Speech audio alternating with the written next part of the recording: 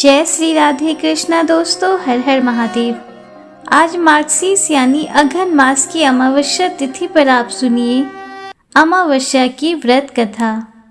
प्रेम से बोलिए गौरी पुत्री गणेश की जय, भगवान श्री हरि विष्णु की जय।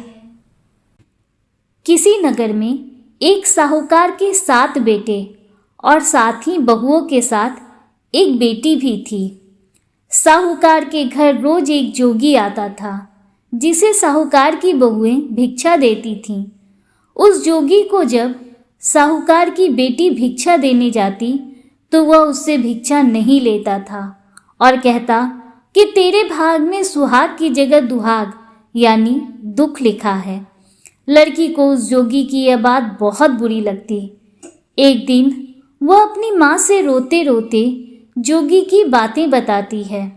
सारी बातें सुनकर माँ कहती है कि कल जब जोगी आएगा तब मैं सुनती हूँ कि वह क्या कहता है और क्यों कहता है।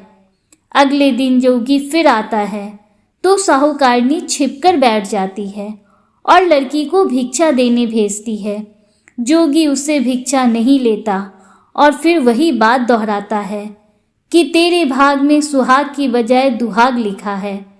लड़की की माँ बाहर निकल कर आती है और जोगी से कहती है कि एक तो हम तुझे भिक्षा देते हैं और तू हमें गाली देता है। जोगी कहता है, नहीं, मैं गाली नहीं दे रहा हूँ, जो बात सच है वही कह रहा हूँ। इसके भाग में जो लिखा है मैं वही सच आपको बता रहा हूँ। सारी बातें सुनने पर लड़की की माँ कहती है, जब तुझे सारी बात पता है तो इससे बचने का उपाय भी पता होगा, वह बता। जोगी कहता है, 7 समुंदर पार एक धोबन रहती है जिसका नाम सोना है। वह सोमवती अमावस्या का व्रत करती है। अगर वह आकर इसे फल दे तभी इसका दुहाग टल सकता है, अन्यथा विवाह के समय सर्प काटने से इसके पति की मृत्यु हो जाएगी। सारी बातें सुनकर साहूकारनी रोने लगती है और सोना धोबिन की तलाश में निकल जाती है। चलते चलते रास्ते में तेज धूप पड़ रही थी, जिससे बचने के लिए साहूकारनी एक पीपल के वृक्ष के नीचे बैठ गई। उसी वृक्ष पर एक गरुड़ के बच्चे अपने घोंसले में थे। थोड़ी देर में वहां पर एक सांप आया और गरुड़ के बच्चों को खाने के लिए लपका, लेकिन साहूकारनी ने उस सांप को मारकर बच्चों की रक्षा की।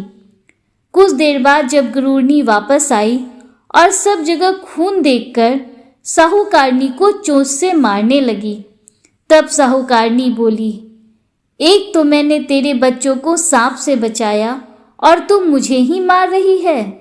सारी बातें जानने पर गरुड़नी बोली, तूने मेरे बच्चों की रक्षा की है, इसलिए मांग जो मांगना चाहती है। साहूकारनी गरुड़नी से कहती है, मुझे 7 समुंदर पार सोना धोबिन के यहाँ छोड़ दे, और गरुड़नी ने वैसा ही किया। साहूकारनी वहां पहुंच तो गई, लेकिन सोचने लगी कि इसे कैसे मनाऊं। सोना धोबिन की भी 7 बहुएं थीं, लेकिन घर के काम को करने के लिए सदा आपस में ही लड़ती झगड़ती रहती थीं। रात को जब सब सो जाते तो साहूकारनी आती और चुपके से सारा काम कर उजाला होने से पहले चली भी जाती। सारी बहुएं भी आपस में यही सोचती कि वो कौन सी बहू है जो सारा काम कर देती है, लेकिन एक दूसरे से पूछने की हिम्मत किसी की भी नहीं होती। काम करने की बात सोना धोबिन ने भी देखी कि आजकल बहुएं लड़ती भी नहीं हैं और काम भी सारा हो जाता है। सोना धोबिन ने सारी बहुओं को बुलाया और पूछा कि आजकल तुम लड़ती भी नहीं हो और घर का सारा काम भी हो जाता है। बहुएं सास से झूठ कहती हैं, लड़ाई करने से क्या फायदा, इसलिए हम मिलकर काम कर लेती हैं। सोना धोबिन को अपनी बहुओं की बात पर विश्वास नहीं होता। वह रात में जागकर स्वयं सच देखना चाहती है कि कौन सी ऐसी बहू है जो सारा काम करती है। रात होने पर सोना धोबिन छिपकर बैठ जाती है कि देखूं कौन सी बहू काम करती है। रात हुई तो वह देखती है कि एक औरत चुपके से घर में घुस रही है। वह देखती है कि उसने घर का सारा काम कर दिया है और जाने की तैयारी में है। जैसे ही साहूकारनी जाने लगती है तो सोना धोबिन उसे रोकती है और पूछती है कि तुम कौन हो और क्या चाहती हो। साहूकारनी कहती है, पहले तुम वचन भरो तब बताऊंगी। सोना धोबिन वचन भरती है। तब साहूकारनी कहती है कि मेरी बेटी के भाग में दुहाग लिखा है, लेकिन तुम सोमवती अमावस्या का व्रत करती हो तो मेरे साथ चलकर उसे सुहाग दे दो। सोना धोबिन वचन से बंधी थी। वह साहूकारनी के साथ चलने को तैयार हो जाती है। जाते हुए सोना धोबिन अपने बेटे और बहुओं से कहती है, मैं इस औरत के साथ इसकी बेटी को सुहाग देने जा रही हूँ, लेकिन अगर मेरे पीछे से तुम्हारे पिताजी मर जाएं तो उन्हें तेल के कूपे में डालकर रख देना। धोबिन साहूकारनी के घर पहुंच जाती है। साहूकारनी अपनी बेटी का विवाह करती है तो फेरों के समय सोना धोबिन कच्चा करवा, दूध तथा ताड़ लेकर बैठ जाती है। कुछ समय बाद वहां एक सांप आया और दूल्हे को डसने लगा तो सोना धोबिन ने करवा आगे कर तार से सांप को बांध दिया। सांप वहीं पर मर गया। अब सोना धोबिन ने लड़की को सुहाग दिया और कहा, जितनी अमावस्याएं मैंने की हैं उन सभी का फल साहूकार की इस लड़की को मिले। अब आगे जो अमावस्याएं मैं करूंगी उसका फल मेरे पति और मेरे बेटों को मिलेगा।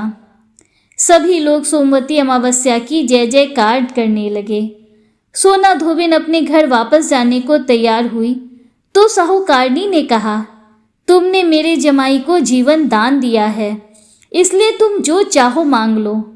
सोना धोबिन बोली, मुझे कुछ नहीं चाहिए, और वह चली गई। रास्ते में चलते हुए फिर से सोमवती अमावस्या का दिन आया। उसने पीपल के पेड़ के नीचे बैठकर कहानी कही, व्रत रखा और पीपल के पेड़ की 108 बार परिक्रमा की। पीपल के पेड़ की पूजा के बाद वह अपने घर जाती है तो देखती है कि उसका पति मरा पड़ा है। अब रास्ते में जो सोमवती अमावस्या उसने की थी उसका फल उसने अपने पति को दे दिया, जिसके प्रभाव से उसका पति पुनः जीवित हो गया। सब कहने लगे, तूने ऐसा क्या किया जो तेरा पति जीवित हो गया? वह कहती है, मैंने तो ऐसा कुछ नहीं किया, बस रास्ते में सोमवती अमावस्या आ गई थी जिसका मैंने व्रत किया, कहानी कही और पीपल के वृक्ष की 108 बार परिक्रमा की। अब सारी नगरी में ढिंडोरा पिटवा दिया गया कि हर कोई व्यक्ति सोमवती अमावस्या करेगा, पूजा करेगा, व्रत रखेगा, कहानी कहेगा और पीपल के वृक्ष की 108 बार परिक्रमा करेगा। हे सोमवती अमावस्या, जैसा आपने साहूकार की बेटी का सुहाग दिया वैसा ही सबको देना। दोस्तों, आइए अमावस्या से जुड़ी एक और पौराणिक कथा का श्रवण करते हैं। एक गांव में सास और बहू अकेले रहते थे और उनका बेटा विदेश में कमाने के लिए गया था। सास और बहू बहुत अच्छे से रहते थे, दोनों एक दूसरे की देखभाल करते थे। एक दिन बहू ने खाना नहीं खाया तो सास ने बहू से पूछा कि आज तुमने खाना क्यों नहीं खाया? तब बहू ने कहा कि सासू माँ, आज मेरा 3 पनौती अमावस्या का व्रत है, इसलिए मैंने खाना नहीं खाया। तब सासू ने कहा, बहू, यह व्रत क्या होता है और इस व्रत को करने से क्या फल मिलता है, मुझे भी समझाओ। तब बहू ने कहा, हे सासू माँ, 3 पनौती अमावस्या का व्रत करने से बहुत पुण्य मिलता है। घर में अन्न धन बना रहता है, सुख शांति मिलती है तथा अटल सुहाग मिलता है और पुत्र की प्राप्ति होती है। इस व्रत में प्रत्येक वर्ष अलग अलग खाना खाया जाता है और विष्णु भगवान के मंदिर में चढ़ावा चढ़ाया जाता है या फिर किसी ब्राह्मण को दान दिया जाता है। इस व्रत में पहले साल शक्कर, घी और चावल से बना खाना खाया जाता है। पहले साल व्रत पूर्ण होने के बाद 1.25 किलो चावल और 1 कटोरी घी तथा 1 कटोरी शक्कर का दान किसी ब्राह्मण को दिया जाता है। दूसरे साल जौ, घी और शक्कर से बना खाना खाया जाता है। जब दूसरे साल व्रत पूर्ण हो जाए तो 1.25 किलो जौ, 1 कटोरी घी तथा 1 कटोरी शक्कर किसी मंदिर में चढ़ाएं या फिर किसी ब्राह्मण को दान देना होता है। तीसरे साल गुड़, तिल और घी से बने व्यंजन खाने चाहिए।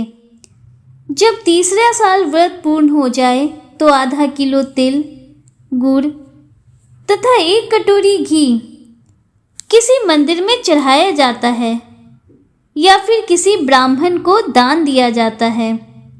इसे ही 3 पनौती अमावस्या व्रत कहा जाता है। फिर बहू ने कहा कि इस व्रत का अगर संकल्प लेते हैं तो इसे पूरा करना जरूरी होता है। अगर पूरा नहीं कर सकते हैं तो सास बहू में झगड़ा और घर में अशांति आती है। तब सासू ने कहा कि मेरी तो उम्र हो गई है, लेकिन तुम यह व्रत जरूर करो। और बहू यह व्रत आरंभ करती है। लेकिन एक दिन बहू ने किसी के कहने पर गेहूं से बनी रोटी खा ली। इससे अमावस्या माता नाराज हो गई। जो सास और बहू बहुत ही प्यार से रहती थी, इन दोनों में झगड़े होने लगे। सभी गांव वाले भी हैरान हो गए कि यह सब क्या हो रहा है। सास अपनी बहू को कहने लगी कि तुम जब से हमारे घर में बहू बन के आई हो, हमारे घर से लक्ष्मी चली गई है। तुम हमारे लिए शुभ नहीं हो। तब बहू ने कहा कि आपके घर की लक्ष्मी चली गई है तो कहाँ मिलेगी, मुझे बताओ, मैं लक्ष्मी को लेकर आऊंगी। तब सासू ने कहा कि लक्ष्मी तुमको समुद्र के बीच में भगवान विष्णु के पैर दबाते हुए मिलेंगी। तब बहू यह कहकर चली जाती है कि अब जब तक मैं लक्ष्मी को लेके नहीं आऊंगी तब तक इस घर में पैर नहीं रखूंगी। इतना कहकर बहू लक्ष्मी की खोज में निकल जाती है। जब बहू लक्ष्मी को खोजने के लिए निकलती है तब उसे बीच रास्ते में एक गाय मिलती है। वह बहू से पूछती है कि आप कहाँ जा रही हैं? तब बहू ने कहा कि हे गाय माता, मेरी सासू मुझसे कहती है कि मेरे आने से उनके घर में अन्न धन की कमी हो गई है और उनके घर की लक्ष्मी चली गई है, तो मैं लक्ष्मी को लेने जा रही हूँ। तब गाय माता ने कहा, हे बेटी, अगर तुम जा ही रही हो तो भगवान से मेरे बारे में भी पूछ लेना। तब बहू बोलती है कि ठीक है गाय माता, बताओ, मैं आपके बारे में भी पूछ लूँगी। तब गाय माता बोलती है कि मेरा जब भी बछड़ा होता है वह मर जाता है, जिंदा नहीं रहता। तुम भगवान से पूछ लेना कि मेरे साथ ऐसा क्यों हो रहा है, मैंने ऐसे कौन से कर्म किए हैं। तब बहू बोली, गाय माता, मैं आपके बारे में जरूर पूछ लूँगी। इतना कहकर बहू आगे बढ़ती है। अब आगे जाती ही बहू को एक घोड़ी मिलती है जिसके गले में घंटी बंधी हुई थी। घोड़ी ने भी कहा, बेटी, तुम मेरे दुख का निवारण भी भगवान से पूछ लेना। तब बहू ने कहा, जरूर पूछ लूँगी। यह कहकर बहू आगे बढ़ती है। आगे जाते ही बहू को एक अंधा और बहरा बुजुर्ग मिलता है। वह भी बहू से अपनी समस्या भगवान से पूछने के लिए कहता है। तब बहू उसकी समस्या भी भगवान से पूछने का कहकर आगे बढ़ती है। आगे जाती ही बहू को एक बूढ़ी औरत मिलती है जो हाथ और पैर से अपाहिज होती है। वह भी बहू से अपनी समस्या भगवान से पूछने के लिए कहती है। तब बहू उसकी समस्या को भी पूछने के लिए तैयार हो जाती है और आगे जाती है। आगे जाती ही बहू थक जाती है और एक आम के पेड़ के नीचे बैठ जाती है। तब आम का पेड़ खुश होकर बहू से पूछता है कि बेटी, तुम कहाँ से आई हो और कहाँ जा रही हो? तब बहू बताती है कि वह लक्ष्मी को लेने जा रही है। तब पेड़ भी अपनी समस्या भगवान से पूछने के लिए कहता है कि मेरे पेड़ पर लगे आम खट्टे ही क्यों होते हैं? इस बारे में भगवान से जरूर पूछना। बहू उसकी समस्या भी लेकर आगे बढ़ती है। आगे जाती ही बहू को एक तलाई मिलती है।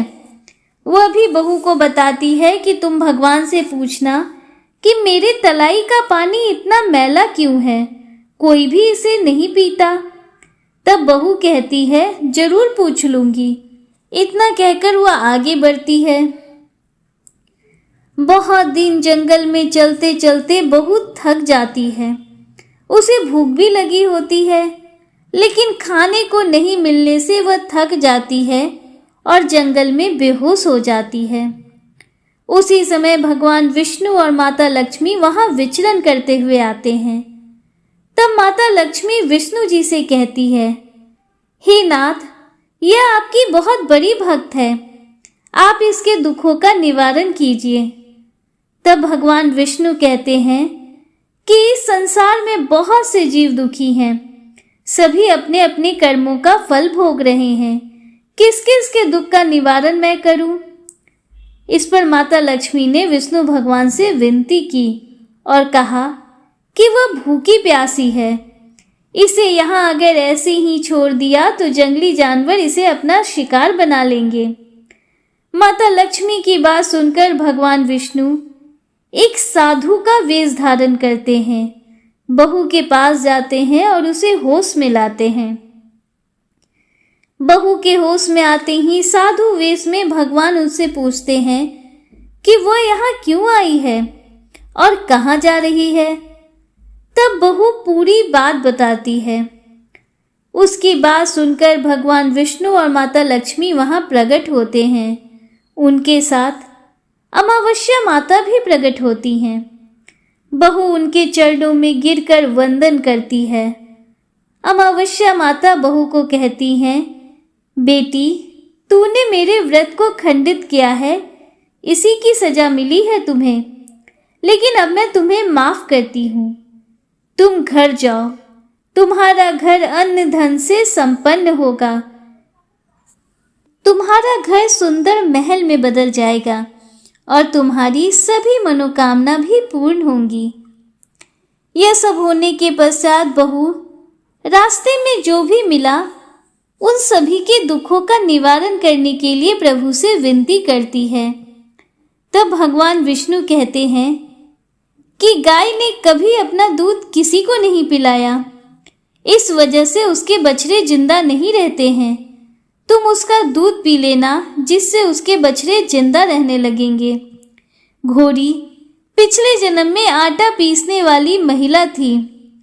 वह किसी को आटा पीस के नहीं देती थी, इसलिए उसके गले में चक्की के पाट बंधे हुए हैं। तुम उसके पाट खोल देना, वह बिल्कुल ठीक हो जाएगी। बुजुर्ग कभी भगवान के मंदिर नहीं गया और ना ही उसने कभी भगवान के भजन सुने हैं। तुम उसको मंदिर ले जाना और दर्शन करवा देना, वह ठीक हो जाएगा। बुजुर्ग महिला जो थी, उसने कभी भी अपनी जवानी में दान पुण्य नहीं किया, इसलिए उसे यह सजा मिली है। तुम उससे दान करवा देना, तो उसकी विकलांगता दूर हो जाएगी। उस आम के पेड़ ने कभी किसी बच्चे को अपने आम खाने नहीं दिए, इसलिए उसके सभी आम खट्टे होते हैं। तुम उस पेड़ का आम खा लेना, फिर उस पेड़ पर मीठे आम आएंगे। तलाई का पानी पिछले जन्म में देवरानी जेठानी थी। वह हमेशा झगड़ती रहती थी, इसलिए उसका पानी मैला है। तुम उसका पानी पी लेना, वह तलाई शुद्ध हो जाएगी। बहू ने भगवान विष्णु, माता लक्ष्मी और अमावस्या माता को नमन करके अपने घर की ओर प्रस्थान किया और रास्ते में उसे जो जो मिला उसकी सभी समस्याओं को भगवान के कहे अनुसार दूर करती गई। सभी उसे आशीर्वाद देते हैं। घर जाते ही उसने देखा कि उसका घर एक सुंदर महल में परिवर्तित हो गया है तथा घर में अन्न धन का भंडार भरा है। अब बहू सासू माँ से कहती है, सासू माँ, आपने सच कहा था, मैं आपके लिए शुभ नहीं हूँ। मेरे जाने से ही आपके घर में लक्ष्मी आई है। अब आप यहाँ रहें, मैं मरने जा रही हूँ। तब सासू ने कहा, हे बेटी, यह सब तुम्हारे पनौती अमावस्या व्रत का फल हमें मिला है। तुम यहाँ पर ही रहोगी, कहीं नहीं जाओगी। और सास बहू खुशी खुशी रहने लगी। एक दिन उसका बेटा भी विदेश से लौट आया और घर में यह सब देखा। तब उसकी माँ ने उसे सभी बातें बताई। इस तरह तीनों लोग खुशी खुशी रहने लगे। प्रेम से बोलिए अमावस्या माता की जय, माता लक्ष्मी की जय, भगवान श्री हरि विष्णु की जय। प्रभु, इस कथा को कहने वाले, सुनने वाले और हुंकारा भरने वाले सभी भक्तों के घर में अपना आशीर्वाद बना कर रखिएगा। उनके घर में सुख शांति और अन्न धन के भंडार भरे रखिएगा। दोस्तों, आइए अमावस्या के दिन सुनी जाने वाले पितरों की कथा का रसपान करते हैं। लोक कथा के अनुसार जोगे तथा भोगे दो भाई थे। दोनों अलग अलग रहते थे। जोगे धनी था और भोगे निर्धन। दोनों में परस्पर बड़ा प्रेम था। जोगी की पत्नी को धन का अभिमान था, किंतु भोगी की पत्नी बड़ी सरल हृदय थी। पितृपक्ष आने पर जोगी की पत्नी ने उसे पितरों का श्राद्ध करने के लिए कहा, तो जोगी इसे व्यर्थ का कार्य समझकर टालने की चेष्टा करने लगा। किंतु उसकी पत्नी समझती थी कि यदि ऐसा नहीं करेंगे तो लोग बातें बनाएंगे। फिर उसे अपने मायके वालों को दावत पर बुलाने और अपनी शान दिखाने का यह उचित अवसर लगा। अतः वह बोली, आप शायद मेरी परेशानी की वजह से ऐसा कह रहे हैं, किंतु इसमें मुझे कोई परेशानी नहीं होगी। मैं भोगी की पत्नी को बुला लूंगी, दोनों मिलकर सारा काम कर लेंगी। फिर उसने जोगी को अपने पीहर न्योता देने के लिए भेज दिया। दूसरे दिन उसके बुलाने पर भोगी की पत्नी सुबह सवेरे आकर काम में जुट गई। उसने रसोई तैयार की, अनेकों पकवान बनाए, फिर सभी काम निपटाकर अपने घर आ गई। आखिर उसे भी तो पितरों का श्राद्ध तर्पण करना था। इस अवसर पर न तो जोगी की पत्नी ने उसे रोका और न वह रुकी। शीघ्र ही दोपहर हो गई। पितृ भूमि पर आए। जोगे भोगे के पितृ पहले जोगी के यहाँ गए तो क्या देखते हैं कि उसके ससुराल वाले वहां भोजन पर जुटे हुए हैं। निराश होकर वो भोगे के यहाँ गए। वहां क्या था, मात्र पितरों के नाम पर अगियारी दे दी गई थी। पितरों ने उसकी राख चाटी और भूखे ही नदी के तट पर जा पहुंचे। थोड़ी ही देर में सारे पितृ इकट्ठे हो गए और अपने अपने यहाँ के श्राद्धों की बड़ाई करने लगे। जोगे भोगे के पितरों ने भी अपनी आप बीती सुनाई। फिर वे सोचने लगे, अगर भोगे समर्थ होता तो शायद उन्हें भूखा न रहना पड़ता, मगर भोगे के घर में तो 2 जून की रोटी भी खाने को नहीं थी। यही सब सोचकर उन्हें भोगे पर दया आ गई। अचानक वे नाच नाच कर गाने लगे, भोगे के घर धन हो जाए, भोगे के घर धन हो जाए। सांझ होने को हुई। भोगे के बच्चों को कुछ भी खाने को नहीं मिला था।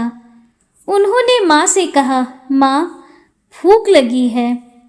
तब उन्हें टालने की गर्ज से भोगे की पत्नी ने कहा, जाओ, आंगन में हौदी औंधी रखी है, उसे जाकर खोल लो, जो कुछ मिले बांटकर खा लेना। बच्चे वहां पहुंचे तो क्या देखते हैं कि हौदी मोहरों से भरी पड़ी है। वे दौड़े दौड़े माँ के पास पहुंचे और उसे सारी बातें बताई। आंगन में आकर भोगी की पत्नी ने यह सब कुछ देखा तो वह भी हैरान रह गई। इस प्रकार भोगी भी धनी हो गया, मगर धन पाकर वह घमंडी नहीं हुआ। दूसरे साल का पितृपक्ष आया। श्राद्ध के दिन भोगी की स्त्री ने 56 प्रकार के व्यंजन बनाए, ब्राह्मणों को बुलाकर श्राद्ध किया, भोजन कराया, दक्षिणा दी। जेठ जेठानी को सोने चांदी के बर्तनों में भोजन कराया। इससे पितृ भी बड़े प्रसन्न और तृप्त हुए। दोस्तों, उम्मीद करती हूँ कि अमावस्या व्रत कथा आपको पसंद आई होगी और वीडियो आपको अच्छा लगा होगा। अगर वीडियो आपको थोड़ा सा भी अच्छा लगा हो तो वीडियो को लाइक कीजिए, दूसरों के साथ शेयर कीजिए, कमेंट में हर हर महादेव, जय श्री राधे कृष्णा जरूर लिखिए। अगर आप हमारे चैनल पर पहली बार आए हैं तो चैनल को सब्सक्राइब कीजिए, बेल आइकन जरूर प्रेस कीजिए, जिससे आगे भी आपको ऐसी ही रोचक जानकारियाँ मिलती रहें। मिलते हैं आपसे अगले वीडियो में, तब तक के लिए हर हर महादेव, जय श्री राधे कृष्णा, राधे राधे, जय माता दी।